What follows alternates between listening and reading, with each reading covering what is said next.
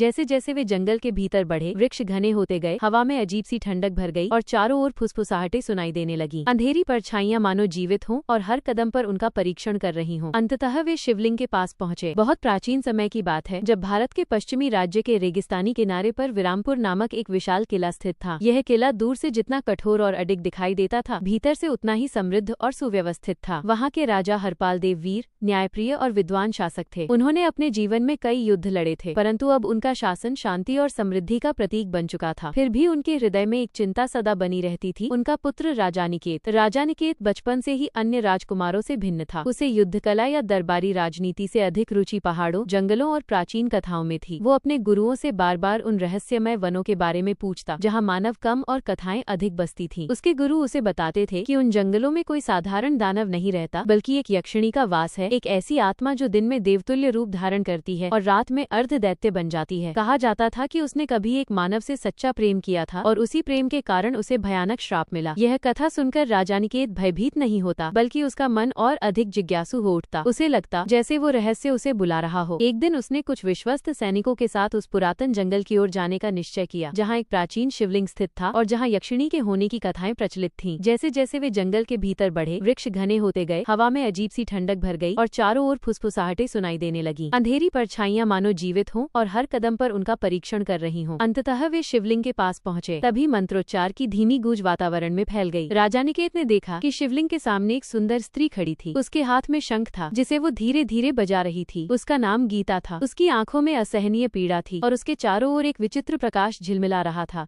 जैसे वो इस समय की नहीं, किसी बीते युग की आत्मा हो। राजानिकेत उसके समीप पहुंचा तो वह बोली, मैं यक्षिणी हूँ। मेरी आत्मा 12 वर्षों से इसी स्थान पर बंधी है। मैं प्रेम में फंसी हूँ और मुक्ति चाहती हूँ। उसकी आवाज में ऐसा दुख था कि राजानिकेत का हृदय कांप उठा। गीता ने उसे अपनी कथा सुनाई। बहुत समय पहले वह एक मानव राजकुमार विक्रम से प्रेम करती थी। विक्रम एक वीर योद्धा था, जो जंगलों में भटके दुस्साहसियों से गांवों की रक्षा करता था। परंतु कुछ शक्तिशाली तंत्राचार्यों को यह प्रेम स्वीकार नहीं था। उन्होंने दोनों को श्राप दिया, यदि गीता का प्रेम सच्चा है तो उसका प्राण उसी जंगल में बंधा रहेगा, जब तक कोई मानव उसे निस्वार्थ प्रेम से मुक्त न करे। ये कथा सुनते सुनते राजानिकेत को लगा जैसे वो स्वयं उस प्रेम का हिस्सा बन चुका हो। गीता में उसे वही सच्चाई दिखाई दी, जिसकी खोज में वो जीवन भर भटकता रहा था। गीता ने स्पष्ट कहा कि उसकी मुक्ति सरल नहीं है। राजानिकेत को 3 कठिन परीक्षाएं देनी होंगी। पहली परीक्षा जल की थी। उसे एक सूखे जलाशय की गहराइयों में उतरकर अमृत जल ढूंढना था, जहाँ केवल वही व्यक्ति सुरक्षित रह सकता था जिसका प्रेम निष्कलंक हो। दूसरी परीक्षा ध्वनि की थी। शिवलिंग के पास एक प्राचीन यंत्र था, जो केवल सत्यवादी के उच्चारित मंत्र को स्वीकार करता था। जब राजानिकेत ने वो मंत्र पढ़ा तो यंत्र तेज प्रकाश से चमक उठा। तीसरी और सबसे कठिन परीक्षा हृदय की थी। उसे यह चुनना था कि वो गीता को अपने प्रेम में बांध कर रखे या उसे मुक्त कर दे, क्योंकि मुक्ति का अर्थ था उसे सदा के लिए खो देना। राजानिकेत ने बिना हिचक उत्तर दिया, यदि मेरा प्रेम सच्चा है तो उसका मुक्त होना ही मेरा सत्य मार्ग है। जैसे ही उसने ये निर्णय लिया, आकाश में तेज प्रकाश फैल गया, श्राप का पत्थर टूट गया और गीता का स्वरूप दिव्य रोशनी में बदलने लगा। जाते जाते उसने कहा, तुम्हारा प्रेम इतना महान था कि यक्षिणी का बंधन टूट गया। अब मैं मुक्त हूँ। अगले ही क्षण वो प्रकाश में विलीन हो गई। राजानिकेत लौट आया। उसके जीवन में शांति थी, पर हृदय में एक मौन विरह। गीता की स्मृति और उनकी प्रेम कथा पूरे प्रांत में फैल गई। एक ऐसी कथा जो पीढ़ियों तक सच्चे प्रेम और त्याग की मिसाल बन गई। और कहा जाता है कि आज भी विरामपुर के जंगलों में जब हवा अचानक ठहर जाती है, तो कहीं दूर से शंख की हल्की सी ध्वनि सुनाई देती है, मानो गीता अब भी उस प्रेम को नमन कर रही हो जिसने उसे मुक्ति दी थी।